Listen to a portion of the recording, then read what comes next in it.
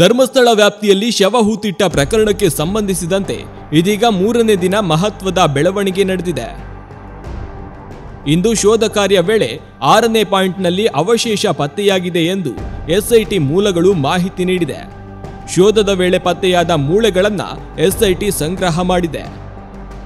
6ನೇ ಪಾಯಿಂಟ್ನಲ್ಲಿ ಸಿಕ್ಕ ಕಳೆಬರದ ಕೆಲವು ಭಾಗಗಳು ನಿಯಮ ಪ್ರಕಾರವಾಗಿ ಅಧಿಕಾರಿಗಳು ಸಂಗ್ರಹಿಸುತ್ತಿದ್ದು ಮುಂದೆ FSL ಪರೀಕ್ಷೆಗೆ ಕಳಿಸಲಾಗುತ್ತದೆ. ಅನಾಮಿಕ ವ್ಯಕ್ತಿ ಹೇಳಿದ ಜಾಗದಲ್ಲೇ ಕಳೆಬರ ಗುರುತಿಸಲು ಇಂದು ಮಿನಿ ಹಿಟಾಚಿ ಬಳಸಲಾಗಿತ್ತು.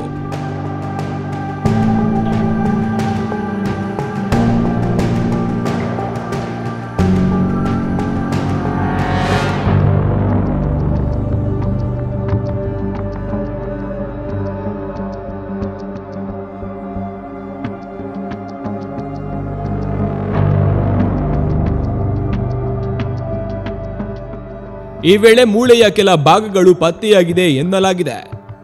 ಇದು ಎಸ್ಐಟಿ ತನಿಖೆಗೆ ಮಹತ್ವದ ಸುಳಿವು ಸಿಕ್ಕಂತಾಗಿದೆ. ಇದರ ಜೊತೆಗೆ ಅರಣ್ಯ ಮತ್ತು ಕಂದಾಯ ಇಲಾಖೆ ಕೂಡ 6ನೇ ಜಾಗದಲ್ಲಿ ನಕ್ಷೆ ಪರಿಶೀಲನೆ ನಡೆಸಿದೆ ಎನ್ನಲಾಗಿದೆ. ಇನ್ನು ಶೋಧ ನಡೆಸುವ ಸ್ಥಳದಲ್ಲಿ ನೇತ್ರಾವತಿ ನದಿ ನೀರಿನ ಹೊರತೆ ಇದ್ದ ಕಾರಣ ಗುಂಡಿಯಲ್ಲಿ ನೀರು ತುಂಬಿದ್ದು ನೀರನ್ನ ಹೊರತೆಗೆಯಲು ಅಧಿಕಾರಿಗಳು ಮುಂದಿನ ಕ್ರಮ ಕೈಗೊಂಡಿದ್ದಾರೆ. 3ನೇ ದಿನದ ಶೋಧ ಕಾರ್ಯ ನಡೆಯುತ್ತಿದ್ದು ಮಿನಿ ಹಿಟಾಚಿಯಲ್ಲಿ ಕಾರ್ಯಾಚರಣೆ ಸುಲಭವಾಗಿದೆ. ಈ ಹಿಂದೆ ಮಾನವ ಶ್ರಮವನ್ನ ಬಳಸಿಕೊಳ್ಳಲಾಗುತ್ತಿತ್ತು.